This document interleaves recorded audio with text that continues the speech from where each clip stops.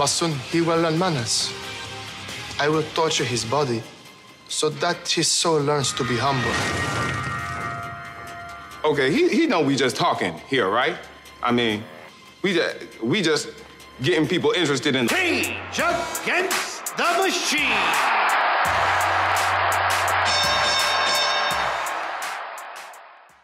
But I understand what they were trying to do. They were trying to bring our culture into the UFC. So that's why if you haven't hired figured this out, Akins. if you haven't figured this out, Dana White, Ari Emanuel, to the matter and the fact of $1 billion grossed domestically, we might know something about our culture. We might. And if, let's just say, for the small check of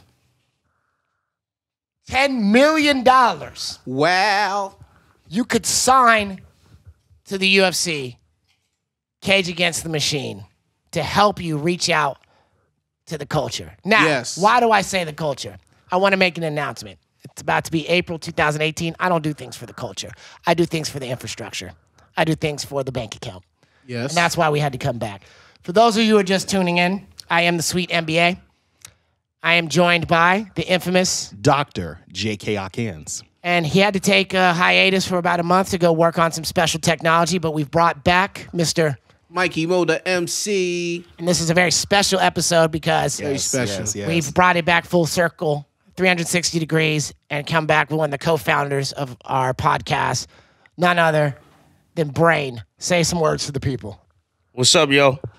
Yeah. And if you don't know who we are Cage Against the Machine, the premier podcast for UFC and MMA aficionados. We're going to show you how to watch the next card coming up, which is UFC 223. Yes, a great card. Which is a great card. Great card. I think it's almost unfair to just name the main event. It's just from top to bottom, this is a great card. So I just want to call this UFC 223. Fully loaded. UFC, fully loaded. Yes. UFC Super Bowl, okay? So what we're going to do is walk you through the fights. We're going to explain to you what you should be caring about. Yes. And if you're in the Bay Area, you are more than welcome to come and watch the fight with us at the local bar in Jack London Square, Seawolf, where we are always treated well. Shout out to my coconut vegan flan I got hooked up with. That, by the way, before we get started, speaking of flan and haters, flan and haters. There is a great producer, engineer, and visual media creator in the room by the name of DeShawn Davis, who makes sure all this is set up for us. But he has no taste when it comes to dessert. Because when I was on that coconut vegan flan, he was like, I'm not messing with that. In fact, he told me that coconuts are out to get human beins. And I was like, the science could not disagree with you more. But we're going to move on. Our first fight, I am so excited. I am so excited about this fight. All right. We have, by the way, if you don't know, the Dr. J.K. Akins is going to help us with pronunciations because we're from the United States of America. Yes. And we only take foreign languages so we can get into college. And once we get into college, we forget these foreign languages. So he helps us with all the accents. Zabit Magomed Sharipov, who is from this area that you know Sweet loves, known as Dagestan. And he will be facing against Kyle Crash Bolshniak. Good. Hey, you got it. Didn't even Bolshniak. You didn't even bring up the uncle. Like, what his name? What that boy name? Bocek? What that name? Bociniak? All right. So starting down the line, Brane, who do you got on this one? I got Zabit. I'm not even going to try to butcher that last name. This guy won 10 in a row, finished 9 of those 10, and dude is good. And, I mean, I like Kyle too, but, you know, he's been flip-flopping, wins and losses. So he won his last one, so I'm going to go with Zabit. I think he's going to finish him. Let's go all the way to the right. Yes. First of all, I love Mother Russia. I don't care what's going on in the news. Russia stay Shout out winning in Shout out 2018. to Russia, man. And that's coming from a Marine. In Soviet Russia, Mike talk to you. Hey, I love Russia. Okay? Straight up. So I'm going with my man Zabit straight up. Because first of all, he looks like a murderer.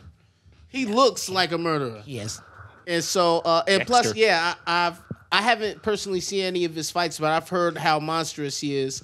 I don't really know that much about Kyle, but when I'm just looking at them two, it definitely looks like my man Zabit is going to eat him for lunch. So I'm going with Zabit, first round TKO. Here we are, face to face. A couple of silver spoons. Yes. Hoping to find. We're two of a kind. All right, Dr. J.K. Akins, what do you think? Obviously, I like Bochniak's style. Love his style. Yes. Here's the problem with Magomed Sharapova. You can't really stop him. The very second he gets this fight to the ground, and it will go to the ground, Bochniak's going to go tap, tap, tap. And if he don't tap, he going to sleep. I would agree. I think the other interesting thing about Zabit is that aside the Dagestani camp in Eagles MMA is almost split between two distinct camps right now in America. That's correct. One of them being in San Jose, California, friends of the show, AKA. The other one being over the river in New Jersey with Mark Henry. So he's training with not only Frankie Edgar, who unfortunately just suffered a tough loss, but he's also training with spinning round kick monster legend, right? Who just sadly lost to Habib. And he's also training with Eddie Alvarez. But he's also training with Muslim Sokolov. So why is this important to me? Because this is the Sancho guy. So his styles are kung fu kickboxing. So I think it's very, you think that he's only a striker. And then he gets his hands on you and you find out, oh, no, he's a Russian and he was playing with bears when he was a little kid and choking out gun shells, right? And it's about to get real. So in the same way, and I'll give an analogy, in the same way that many of us who grow up in these communities understand that dudes grow up in doing football camps or doing boxing, and fighters who come out of Philly tend to be really good boxers because it's a really hard environment. Mm-hmm. Kung Fu is used in Dagestan to get those kids out of being knuckleheads. So, okay. Right. Yeah, so that's why all of them, that's why when you think about Habib, when you think about Zabit, when you think about Muslim Sokolov, they put hands on people. Oh, yeah. Because That's they've been what doing they it from do. a very, but wrestling is the sport. Like for us, we're playing basketball, they're wrestling. But then you change your life with Sancho.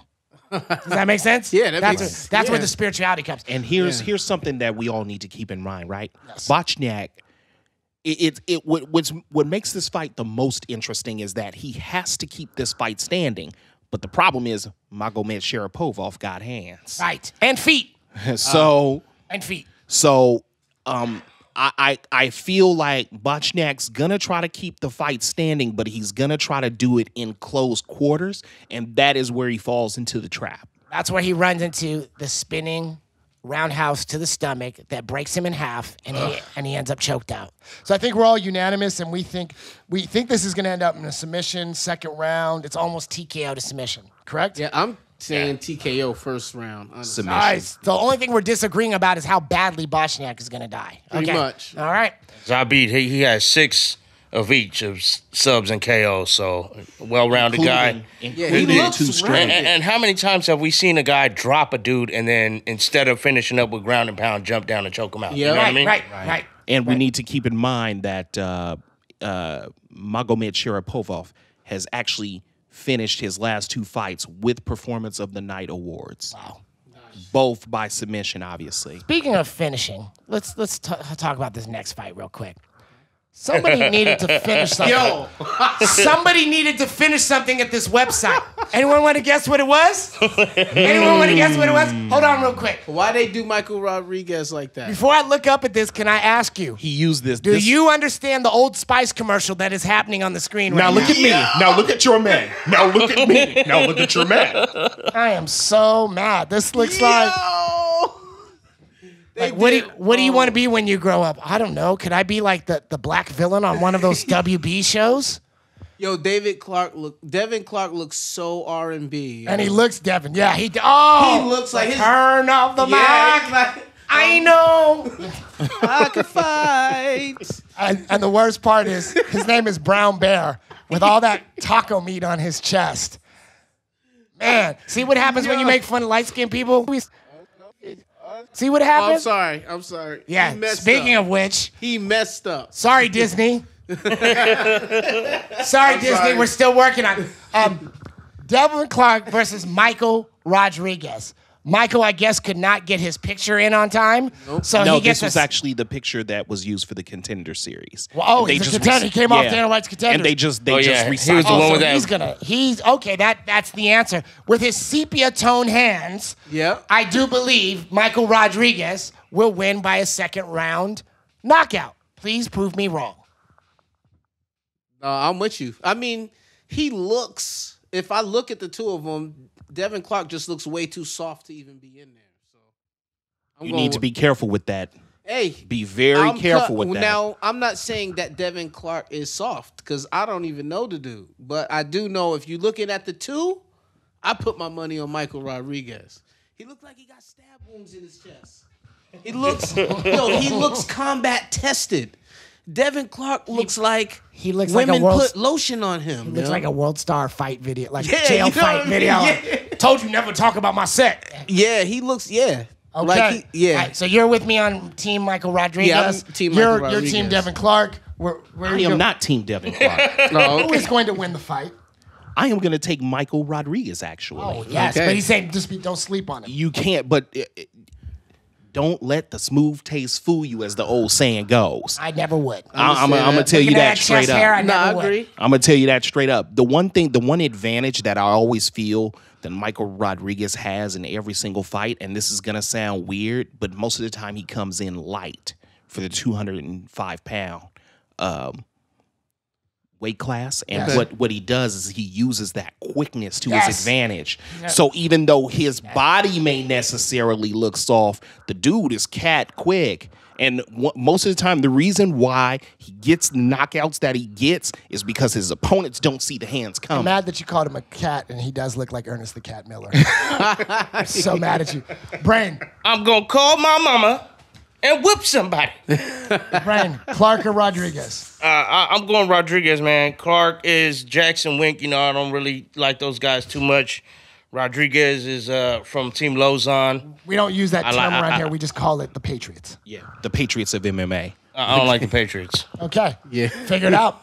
And that vicious flying knee on Contender Series, man. I love that show. Thank you, Dana. Moving on to the next fight. We have Roddy Rollins versus Ashley Rebel Girl Evans Smith. Can I just take this one, please? Yes. Why? Why? I knew you were going to go there. Why? Because they both have a bunch of piercings and they appeal to the emo goth girl kind of thing. I don't give a damn. They both been demolished in their last few fights. But both of them. This is loser leaves town match. I mean, yes. Clear out the division. Why are we even doing this? This is a waste of my time. This is where I eat a taco and take a tinkle. Nah, this is a cleanup fight. They cleaning up. Tinkle. Yeah. Tacos and a tinkle from the doctor. That's right. Y'all better recognize. Well, Tacos and a tinkle. I don't know who's going to win this fight, but I know that JK has won. Yeah.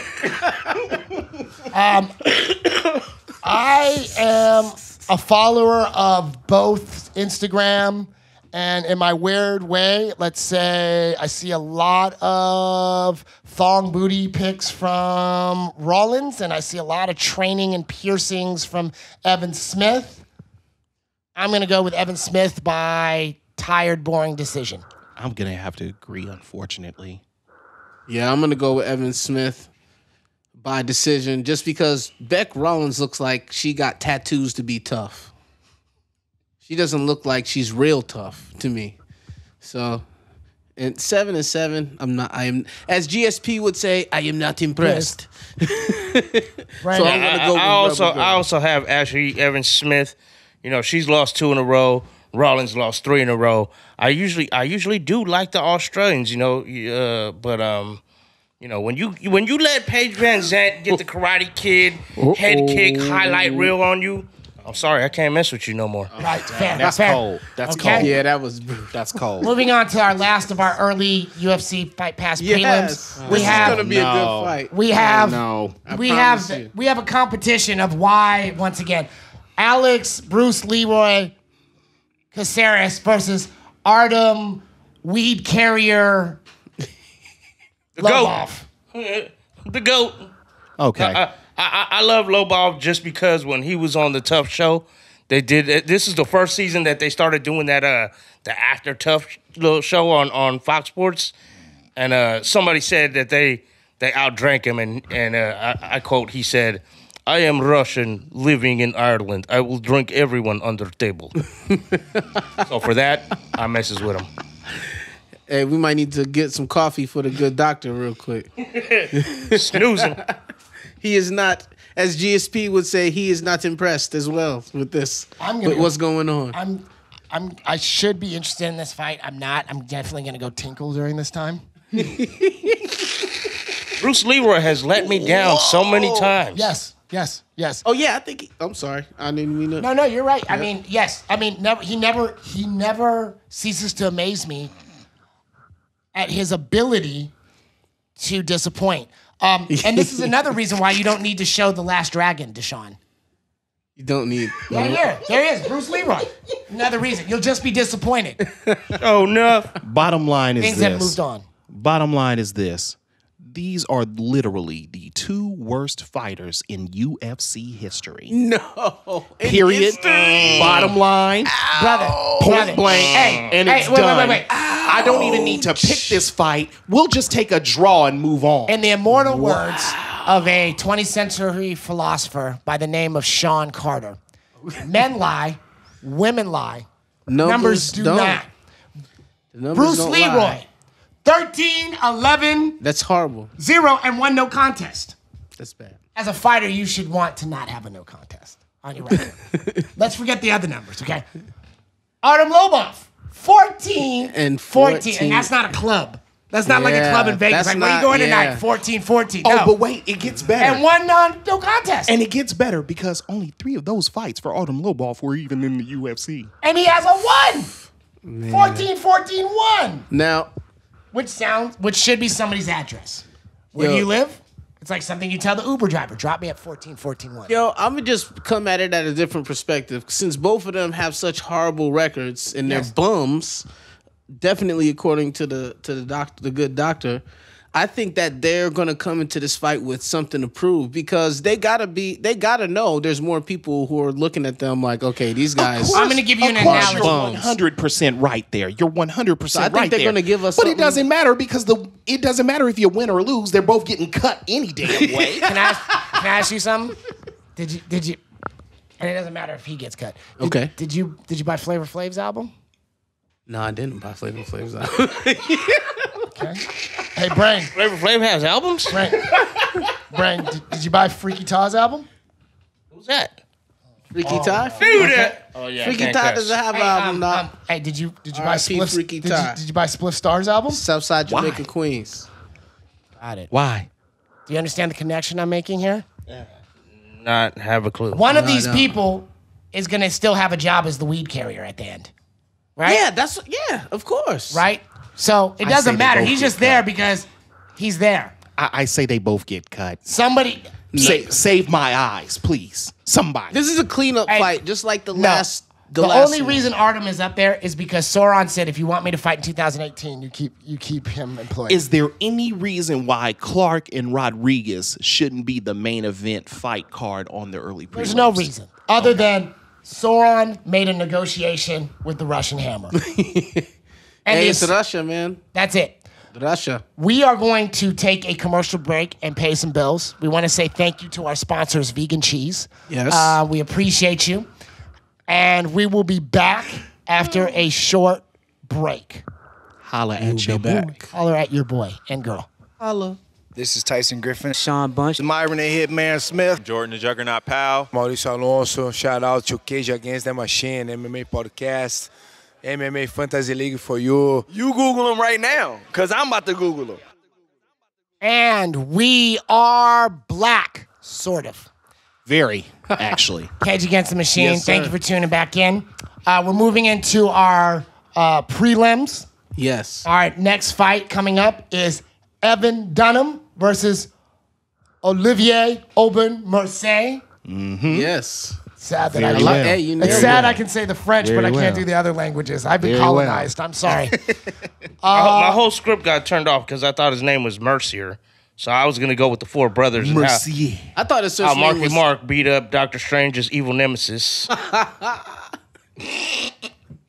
thought his name was Olivier. He is, but he does kind of look like Marky Mark. But Right. then he also looks like a really angry, like Keebler. And Evan Dunham looks like Kane without the mask. Yeah. Hey, Really hard fight to call. And I do like the USA versus Canada thing. It's sort of like Oh, Canada. kind of like Yeah. a border war, or as we call it, Minnesota. And it happens to be in Brooklyn. Yeah, which is very deep. So what do we know about these two? How do I want to put this? Evan Dunham is not at the peak of his career. Yeah. No, he's not. He is not, but he is certainly He's not. still a warrior. He's a warrior and he's not a slouch. Not and at he all. is definitely one of those people who the more punishment he takes, the better he gets. Yes. Okay. He's a durable one, definitely. Olivier Aubin Mercier has really been evolving. Is he TriStar? He is. He is TriStar. He is. He is tactical, but he's also a very, very strong grappler. Right. Whose hands have come a long way in the last 2 years. It's really hard to see. My prediction is if it stays standing, I think experience and grit gives it to Dunham on points. Okay. If it goes Like to the that. ground, the gas tank and the sheer squeeze python ability of Aubin Mercier ends the fight on points. But this will not be a certainly exciting finish fight. This is my prediction. Thoughts? I really like your prediction. It sounds pretty accurate to me. I'm thinking Olivier. He reminds me, just looking at him, he reminds me a little bit of GSP, so that kind of scares me a little bit for Dunham. Same camp. Yeah, and Yeah. see, and like GSP, man, like that boy is no joke, like period. And so if Oliveira is working with GSP and just going off of the looks of him, I think my man Dunham's in trouble. You giving it to Dunham? No, Decision? I'm giving it to Oliveira by decision, Got it. definitely. Okay. Yeah, I Right. agree with your choice. Brane? Oh, my bad. Yeah, I'll go with OM. Okay. OAM. Got it.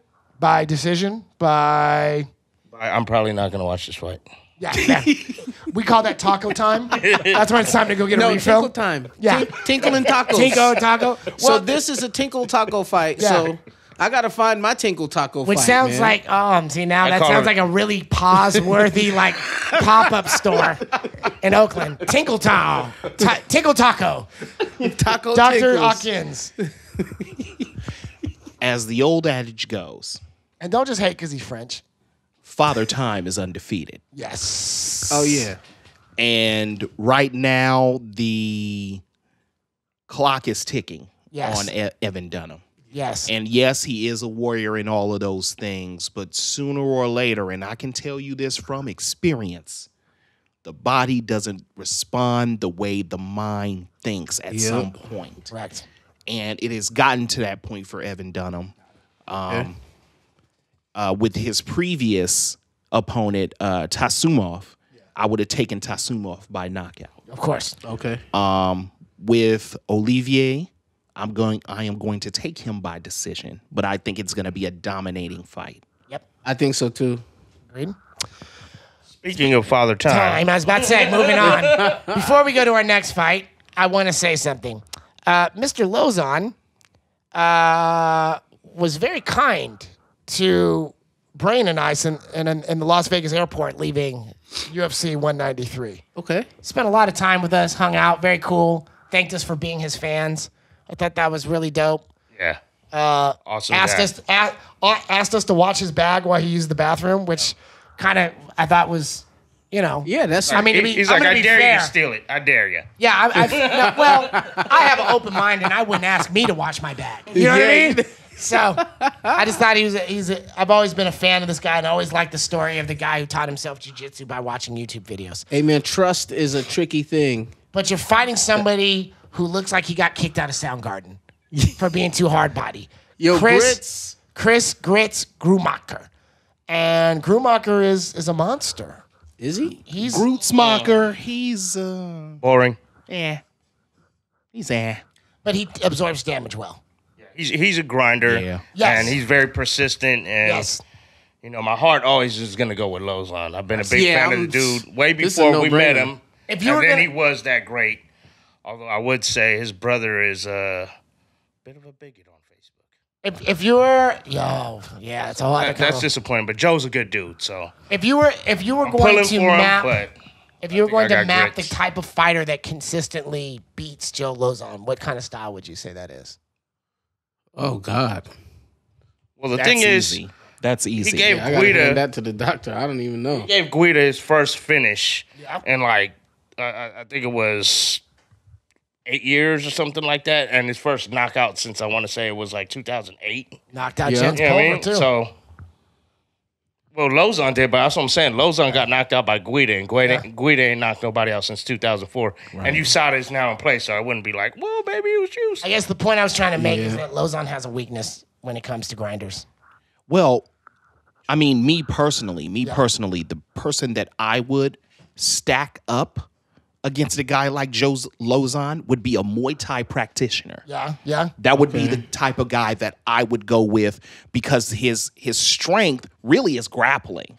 He's Joe Lauzon is an okay striker. Yes. But with that being said, with Grutzmacher, the bottom line with him is he has not performed well in the UFC. No. And Joe Lauzon, however, has lost to competition that's not even as good as Grutzmacher over the last 2 years. So where does that leave us? I'm going to take this to be a very boring fight. Grutzmacher in a decision, and I can hear retirement calling very shortly. I feel like we may have to recast our thought. It's as exciting as we are about the fight. We've said a couple of these fights are boring. So This maybe one is my Tinkle and Taco fight for sure. TNT time. So there are fights that are incredible on this card, but there are also fights that balance it out. Exactly. Okay, got it. No, I still love the card. And when we say that this is awesome card, we're also talking about the matchup quality. Yeah. Even Yes, though we're yes, not yes. necessarily fans of those particular fighters Fair. or that particular fight. We're Yes. talking about the matchup quality. And Fair. that's really the important part of any card, really, Preach. is the matchup quality. Preach, and doctor. there is nothing but matchup quality from top to bottom all the way down, even with the two worst fighters in UFC history. Preach. And on top of that, I mean, when you think about the paid portion of this, and really the flamethrowers come out in this next fight. Borg and Moreno. What a great segue. This is a fight that I'm very much looking forward to. Yes. You know what I So mean? we have Yes. Ray, the Taz Mexican Devil Borg. Yes. Versus Brandon, the Assassin Baby Moreno. Yes. This is the moment of Cage Against the Machine where we talk about our branding agency.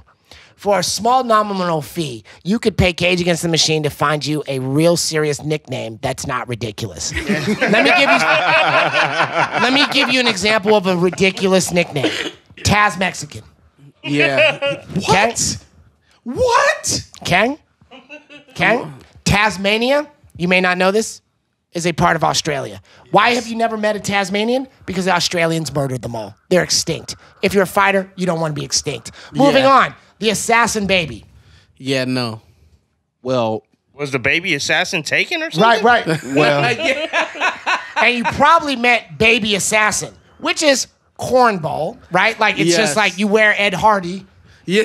right? Corny. But you translated it wrong, so it came out the Assassin Baby. well, Yeah. Right, like In are you the fairness baby to of an Moreno. Are you the baby that the assassin didn't come back for? In fairness to Moreno, he also got that nickname when he was 18 years old, and he was taking guys out in his native Mexico Sure. that were 6-7 years older than him. Sure, so that's that's how he my got point. that It should have baby. been Baby That- Assassin, yeah, right? That's how he got that. But it's nickname. a translation. Or brand new adult assassin. I don't know. Brand new adult. Right. I mean, if you're 18, you're not Just like, but what it reminds me of is Young Assassin. Teenage Who was named Sicario. Young Assassin? Melvin Galord. How'd his career go? Wah, wah. I ain't forgot, Melvin. You shouldn't have done it. And in the World Series of Fighting, no less. Wah, Damn. wah. I mean, against He Muslim, got knocked out in the UFC. He got knocked out in Strikeforce, He's the Bellator, World. I'll tell you a funny Was he in story. Strikeforce? Yes, Yeah, I'll tell you a funny story about him offline. So, what do we know about this? Ray Borg, incredible wrestler, right? Striking is, but incredible wrestler. Trains with the Patriots. So you have that going for you. Also has a new child. Instagram says you have a new child. Oh, congrats to you. Congrats. Goodbye to your career. Congrats. As opposed to Brandon Moreno. I have to be honest, I don't know much about this fighter. Could someone share with me? Well, with Brandon Moreno, the one thing that you need to find out, the one thing that you're going to find out most about Brandon Moreno, and I hate going with the stereotypical side, but he is a classic Mexican fighter. I like that. Can you break down what that means? It means heart. The kid will grind through literally anything. Viva Mexico. He could take a lot of damage. He can take a lot of damage. He will not lose stamina. Exactly. He will not lose power, and he'll keep walking forward. And we need to keep in mind, Yes. with him being as young as he is currently right now 3-1 with top level competition. He has fought nothing but the best the flyweight division has had to offer. He was in the Ultimate Fighter, the Ultimate Fighter competition in which the winner would eventually face Demetrius Johnson. Right. So that tells you where this kid is skill-wise. Yeah, that's where I heard about him. However, with Bork, you're looking at a guy. Yes, sure, he's 2-2 in his last 4 fights. But the one thing that everybody is going to remember Bork for, that no matter what happens, is the legendary flying armbar that he took from Demetrius Johnson. Yep. Suplex. We know that armbar. Demetrius Johnson is the greatest of all time. Yep. There's no denying that. But those are career-staining moments that everybody's going to live with. No matter what Ray Borg does from here on in, everybody's going to say, but he was the victim of the greatest submission ever. Yep. What I also find is interesting is if somebody were standing back and didn't know what we were talking about, they might look at you two together, put you in a blender, and say, that is a Brandon Moreno. But with that being said, I do think that, of course, as you guys always know, always say that these are the fights that young fighters tend to lose. Yes. So I'm going to take Bork by decision. Bork by decision. Okay. What do you got for decision? I got Moreno with Nice. an upset. You know, before that loss to Sergio Pettis in his last fight, he won 11 straight. Right. And I did take into account the fact that has to mess with your head. You went 5 rounds with the greatest. Yes, he was dominating you. But in the end, then you got suplex armbarred. Yes. That's not even a move It's something in that Tekken. we've never seen before. Yeah, you can't even do that move with King and Tekken. Yeah, you can't. You know what I mean? So, All right. Who are you going with? Oh, I'm going with the assassin baby. Got it. Straight up. See there. I think that he's going to pull. I think Ray is probably going to underestimate him, and he's going to just catch him with something and K him. Catch him with something beautiful. Well, he is from the Patriots of the say, MMA. there are things that balance in the universe. There will not be an underestimation. I can promise you that. There's a certain way that we balance the universe. Okay. And we'll get to that. Good year for Russia, bad year for the Patriots. Moving on. We have Carolina Kovalkovich. I wasn't even going to do that. I wasn't even going to try. Versus Felice Little Bulldog Herring. I think this will be a good fight. This is going to be a great, great fight. I could be wrong, but I think this is about to be Carolina's return.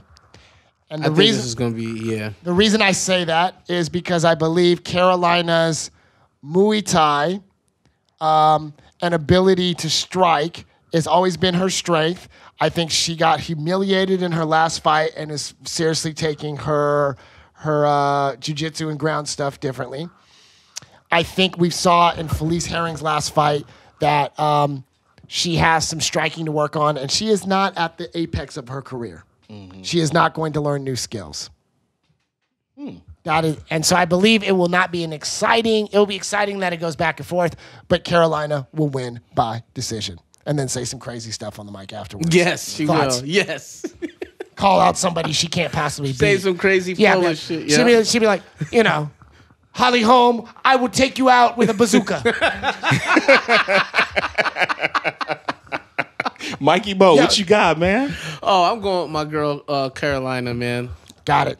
I love her. Yeah. I mean, when I seen her fight Jacek, like I loved that fight so much because she was so outclassed but still hung in there, and her durability and everything just really impressed me. And I know that she's had to improve since then. So I'm gonna just go with her. I honestly don't know much about Felice Herrig, but she looks like she's in great shape. But Carolina's I think she's gonna eat her up. I think it's gonna go to decision. Yeah. So Felice is on a 4-fight win streak, but all you need to know about her is that she is an attention whore. And I have in my notes here, Carolina is a stone-faced killer, and I think she's pretty much going to annihilate Felice. Bye-bye win streak. Okay, well, we need to do what we need to take into account is Kavovkovic, with her 2 losses on her record, they were the top 2 the top 2 fighters in the world. She didn't lose to no slouches. Not at all. However, with that being said, like Brane said, Felice Herrig has been on a serious roll, including making Caitlin Curran say uncle. Yes. Didn't appreciate that. With a performance of the night, no less. So with whatever Herrig has changed in her game, it has definitely clicked. However, with that being said, we know this fight is going to go 2 ways. Either Kavovkovic wears Herrig out with the Muay Thai, or Herrig takes this to the ground and makes her say auntie. So the question is, which one is it? I think what Kavovkovic is going to do is she's going to lean heavily on the jab and wear Herrig out with the jab all day, all night, like my man Lionel Richie used to say, all night long. Hey, auntie.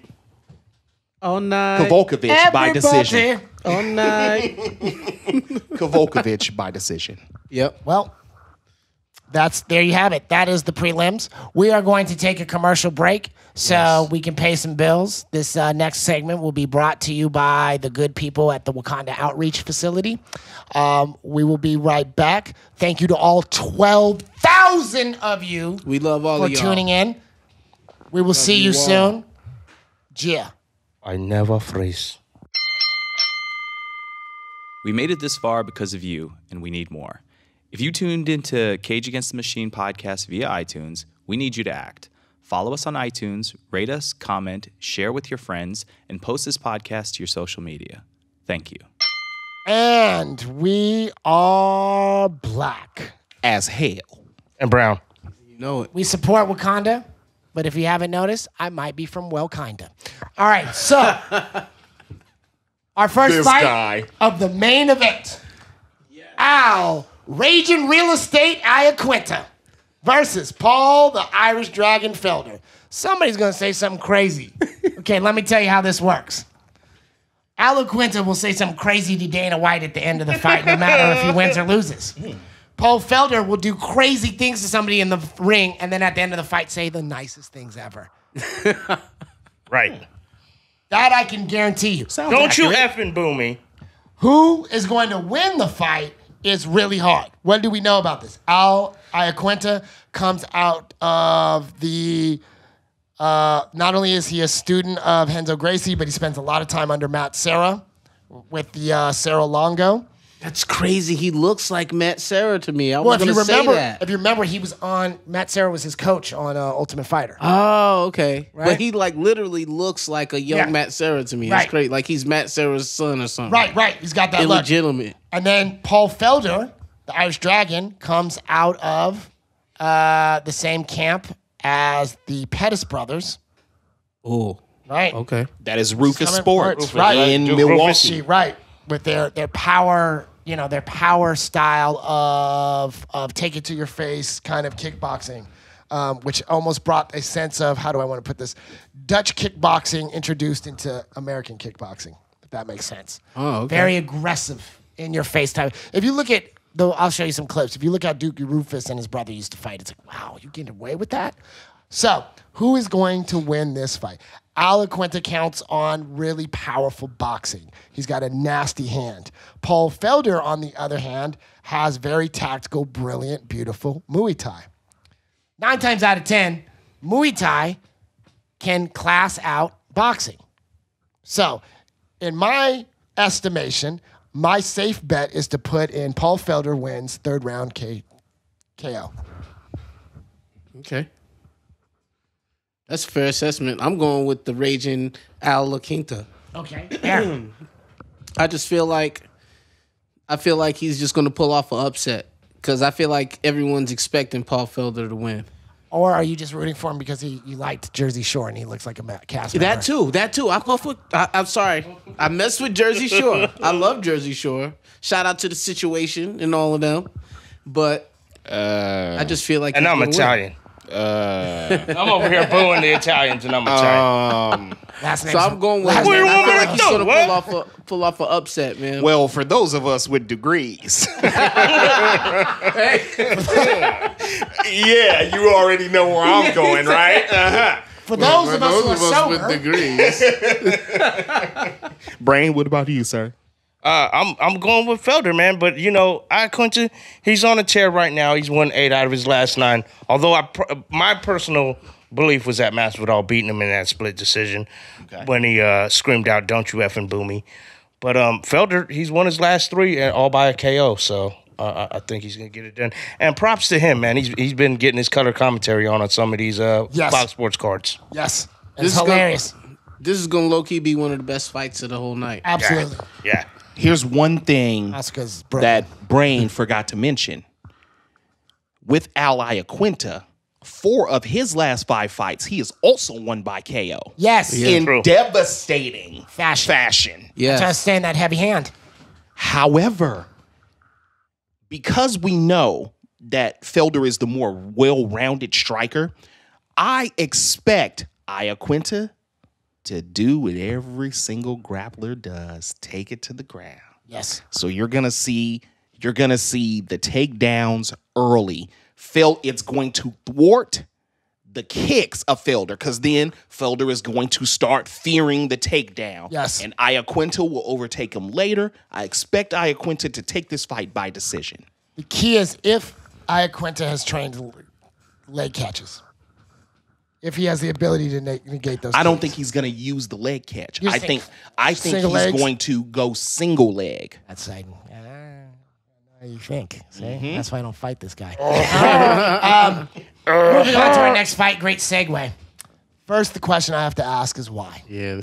The question I have to ask is why, but it's not why is this fight happening. It's why did you choose this opponent? We have Michael Maverick Chiesa versus Anthony Showtime Pettis.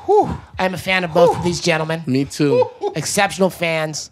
Does a fight get any better than this? I always have a sucker moment for me, for people who fight as a motivation after losing a parent, especially a father. So both of these gentlemen's careers has really been archetypically parallel, and also stated like, I'm doing this for my dad.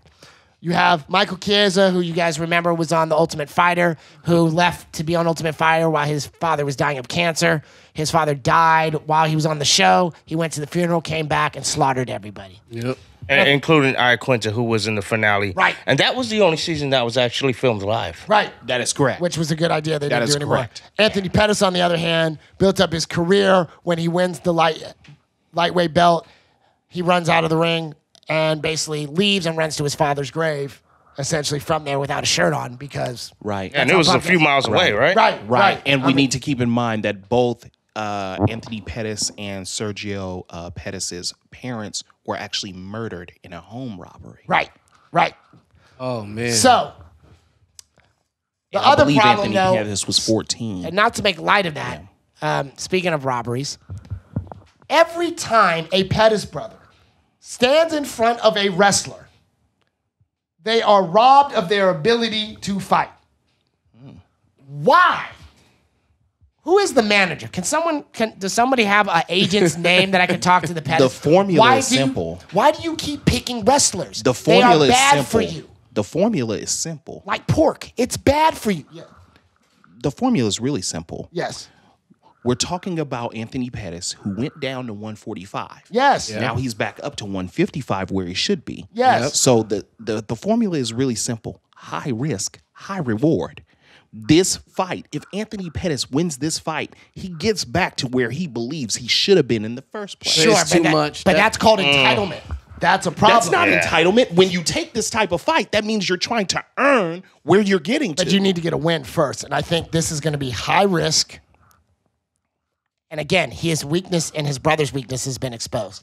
If a clinch gets around Pettis, he ends up on his ground. Yep. He's categorically against wrestlers ended up on his back for 3 rounds. Yeah. To his credit, but he though, is good off his back. He is, but this especially at 155. Especially at 150. He did it against Benson Henderson. This ain't Henderson. This ain't Henderson.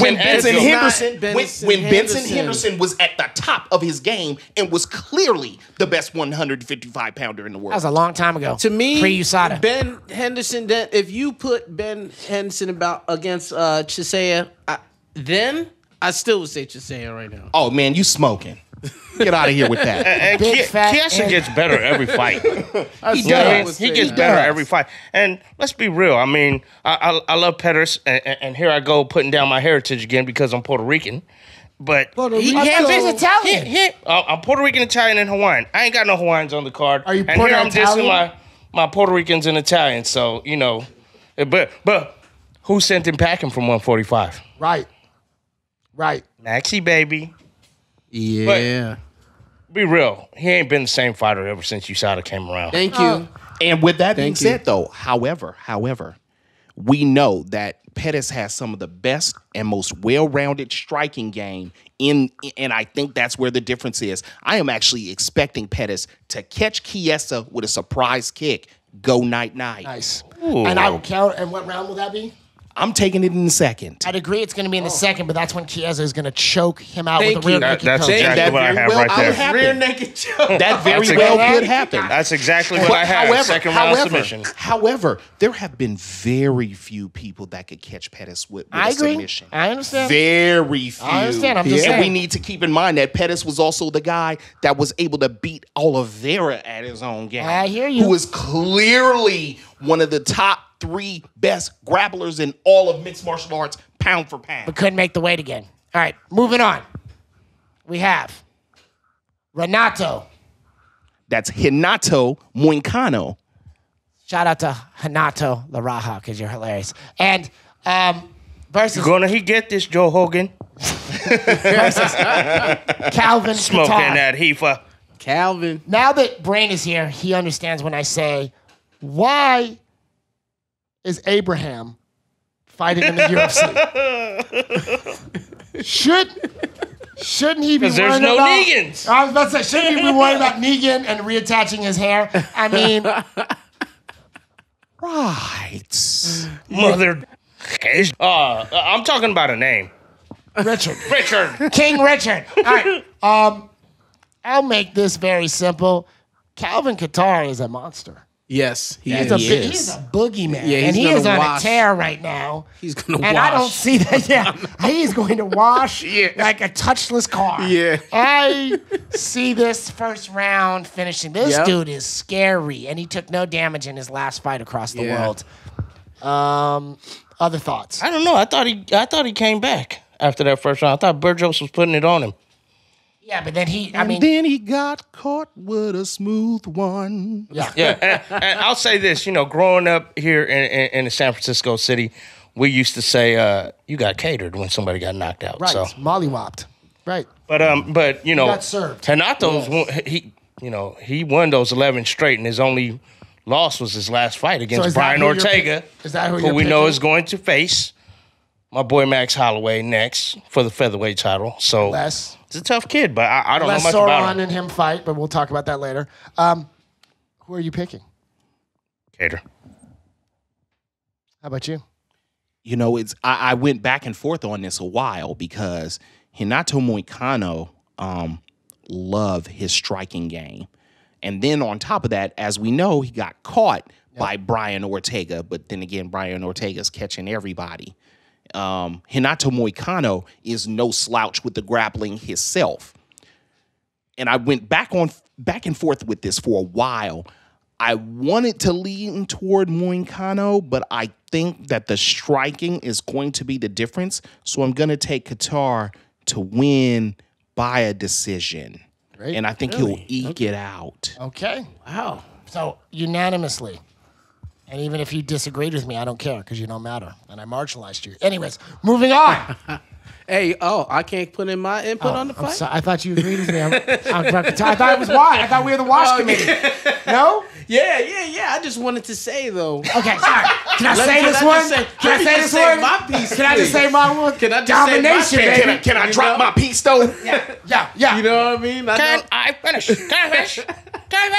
I'm not college educated like the good doctor, but we all can see that Renato's not going to be able to handle Couture's hands, man. It's going to be a first-round KO, period.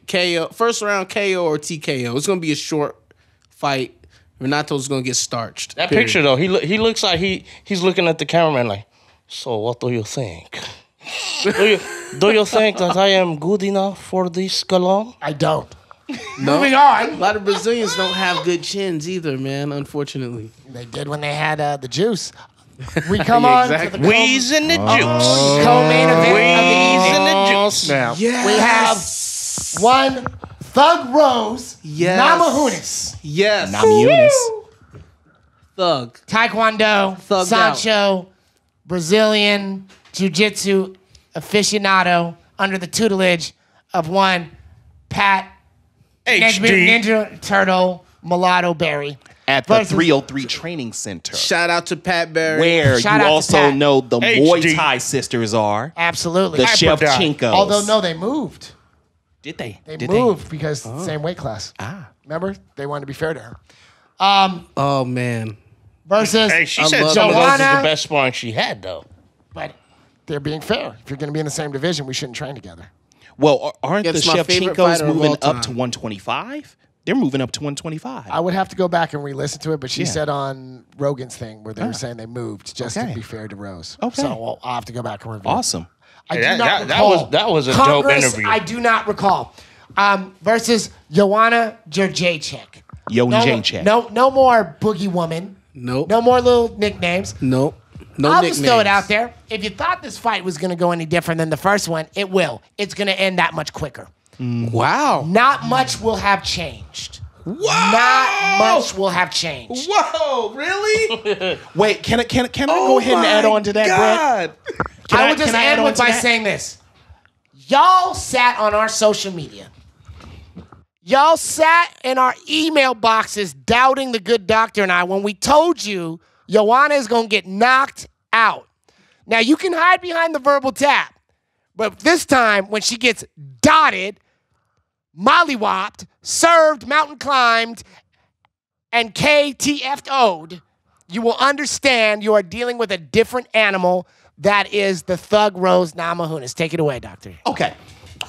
So as you heard on this very illustrious and wonderful podcast, when the great Mr. Sweet and I told you that Joanna Jędrzejczyk was going to get that work, y'all wanted to sit up here on our Instagram and call me out.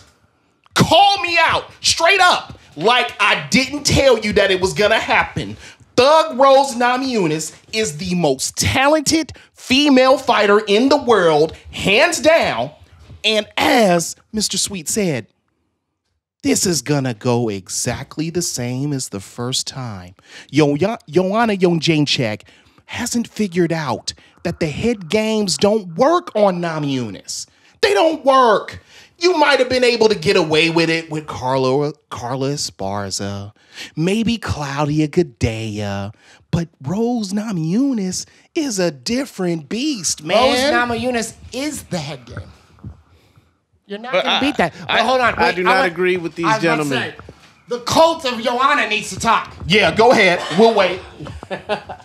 Yo, Joanna is one of the greatest female fighters of all time, period.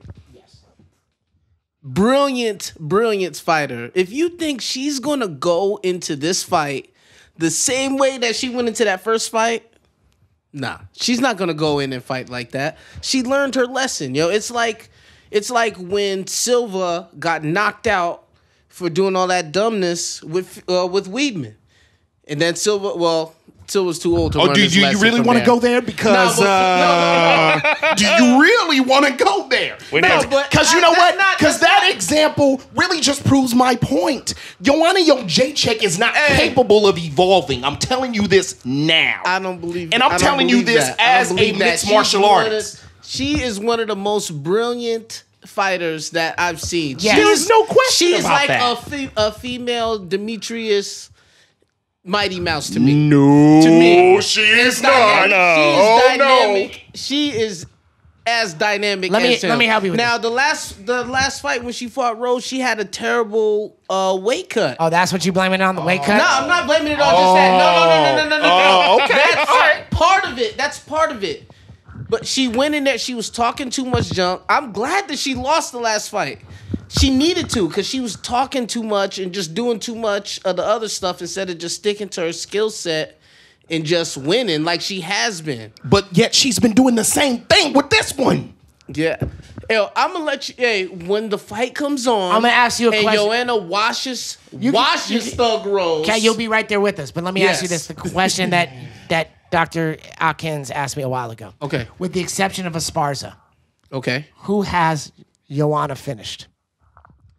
She doesn't. I'm not going to get documented for this, but I wanted to prove a point. I'm literally dropping the mic. Yo, no, but she's not like a finisher type of fighter. Say it again. Did you say that again? Did you say that again? Can you say that one more time? Yeah, she's not a finisher. She's not like a finisher. That. So you understand this is not the United Points Championship, right? No, it's not a Muay Thai match, right? I understand that. And you made a comparison to Demetrius Johnson, because I used to be there with you. Okay. I used to be there with you. And then Dr. Akins pointed out some things and I couldn't argue with it. You have to remember, with DJ, he's not a Muay Thai fighter. No, he's not. He's a master at multiple arts. Yes. Joanna, and that was why I brought that up. Joanna is a Muay Thai. Is not. She's a Muay Thai fighter with takedown defense.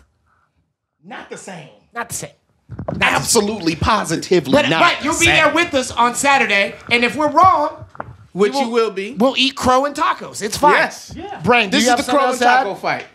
I do agree that Joanna is an insane striker, and she did also finish Esparza's best friend from the show. I can't remember old girl's name in the second fight. Not Pena. Wasn't it Pena? Nah. Bloodied her face up. Juliana. Wait. Who? Nah, not Juliana. Yeah, the other one. I know what you're talking about. You talking about Jessica Penne? Penne or whatever. Penne, yeah. Isn't it Penne? Bloodied her face up. But that was decision, right? Nah, it was the second fight. But it was decision, right? And it was Jessica No, Penne. I'm just saying factually. Yes. It wasn't a finish, You guys right? underestimated my girl. We're not. The thing is, We're not.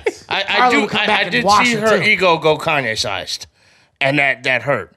But I do think that Rose, she turned it against her in the mind games, and it was the whole silence.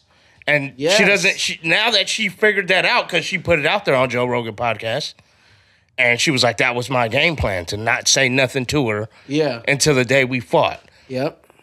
Right, and so she doesn't have that surprise aspect this time. I do think Joanna's going to change some things. I wouldn't be surprised if this is a better striking fight. But I just think Rose is more well-rounded, where if the striking's not going the way it went the first fight, then she can go to the jiu-jitsu. And Joanna doesn't have that inner tool belt the way Rose does. I think we have our picks. We're going to have to pay one more bill. And then we're going to come back and talk about this last fight. Doug Rose! Can I just ask a fundamental question? Seriously? When has Joanna Jędrzejczyk shown the ability to evolve? She has been the same fighter now when she was nothing more than a Muay Thai striker. And that is She's been the same fighter. She's like the alligator. She's like a crocodile. There's no ability to evolve. So when So why do you guys think it's gonna happen now? Just asking. Oh, I like don't what think you're it saying, is. I just and think I'm it's gonna going let to be you finish, a more but I'm gonna fight. let you know, the Cage Yo, Against the Wanda. Machine is the greatest podcast of all time. Of all And we'll- time. and we'll be right back. Ladies and gentlemen, we are Cage Against the Machine. This episode is brought to you by SF Muni, because why should you get there on time? We are now at that point of the show where we're at The main event of the evening. fighting.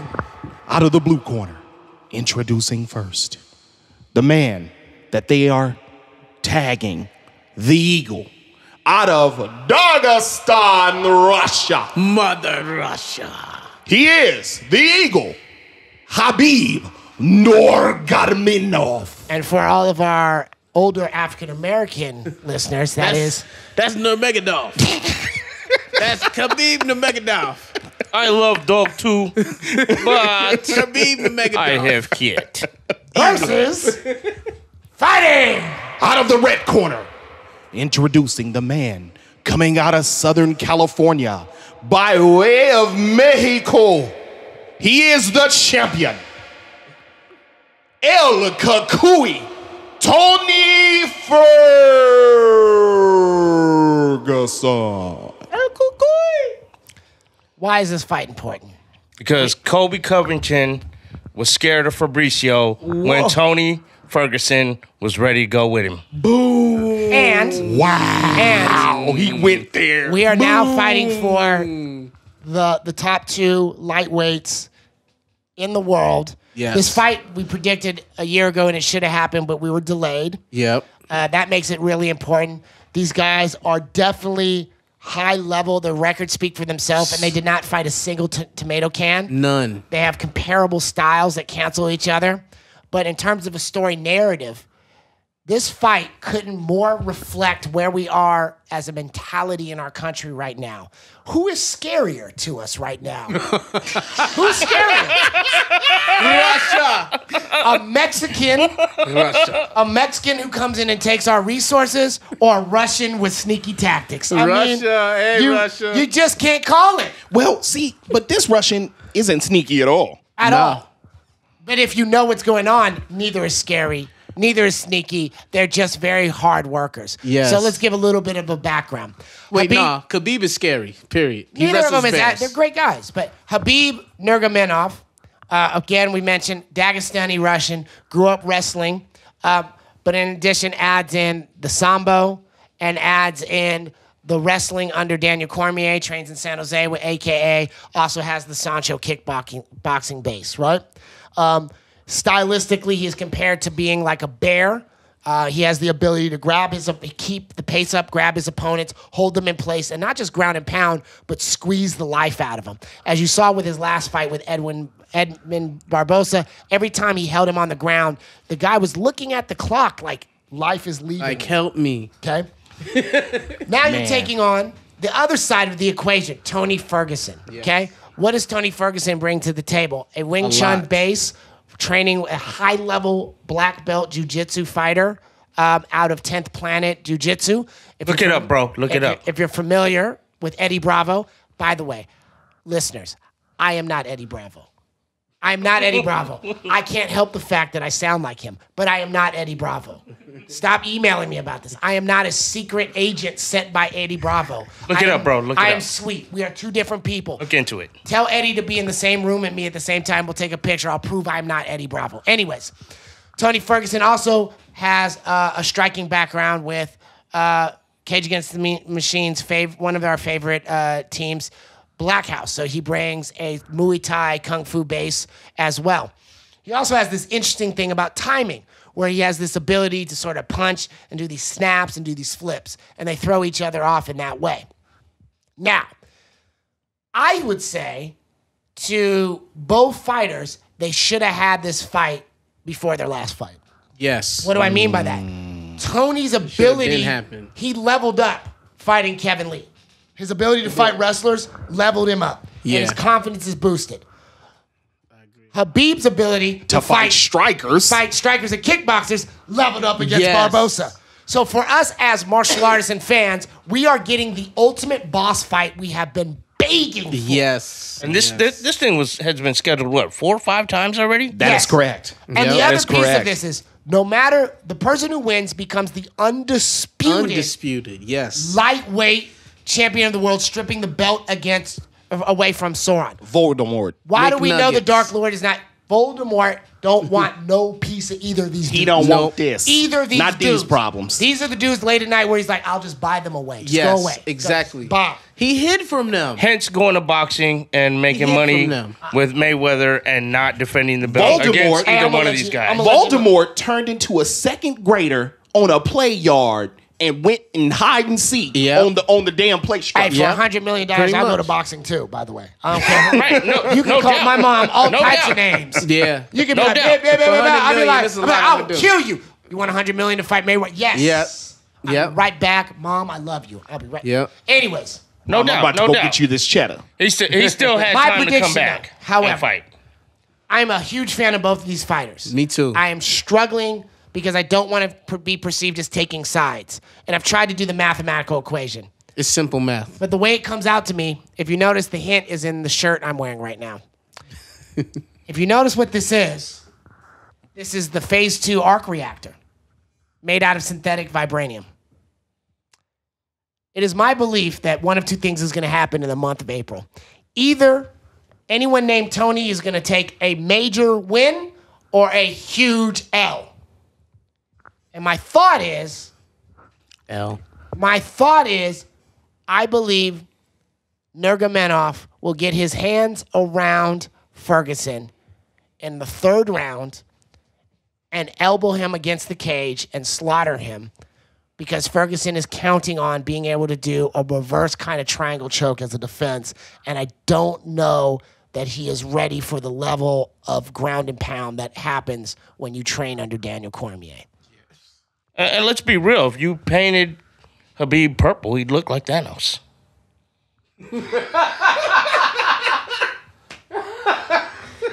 Oh, man.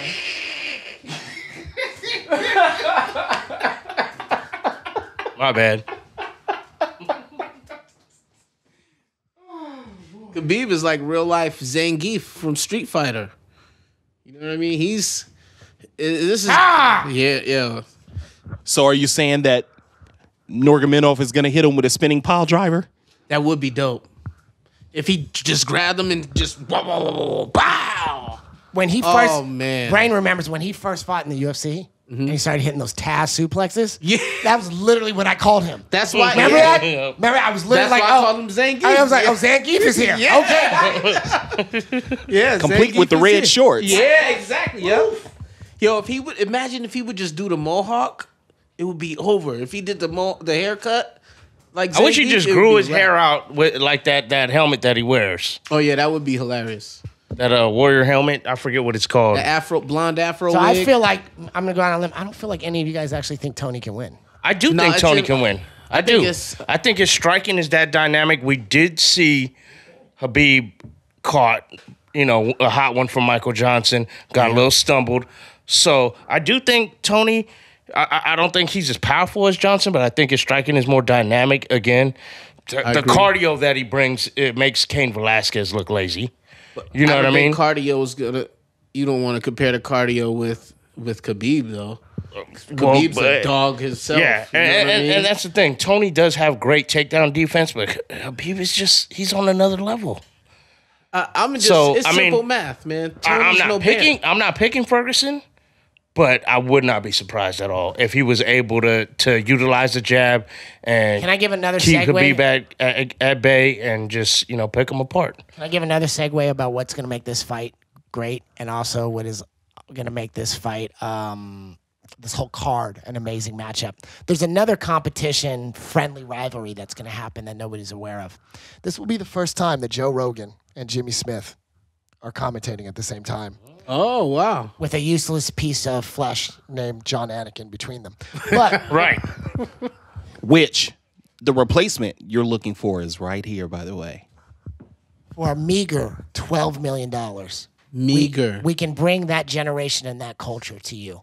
Thank you for hearing our presentation. Bring you a whole different. We're open to questions. I love dog too, but I have cat. I love this fight. This is the fight. Yes. We have all been waiting for at least 2 years now. Yes. We've been salivating for this fight. As Brane said, as you heard Brane say, Tony Ferguson is one of the most dynamic strikers we have in this game. And because his striking is so unpredictable, that's what makes it so formidable. Because he will use a lead uppercut and then turn around and finish off that lead uppercut with a cross, and then from that cross comes a kick to the inside. It's one of the craziest things I think I've ever seen. With that being said, and then he'll roll away like Rob Van Dam. No one has ever figured out how to stop Nurmagomedov from his actual game. You can't. We all know what's coming. You can't. And it hasn't happened yet. As a matter of fact, it hasn't even been close. Michael Johnson is one of the better wrestlers at 155, and he made old boy look like terrible. And Barbosa, who we've seen has one of the best takedown defenses in the world. Yes, and Barbosa. what happened? He made Edson Barbosa look like a newborn puppy. Yeah. Of all people, Edson Barbosa. He made Edson Barbosa look like a tortoise on his shell. I like turtles. Who also trains with.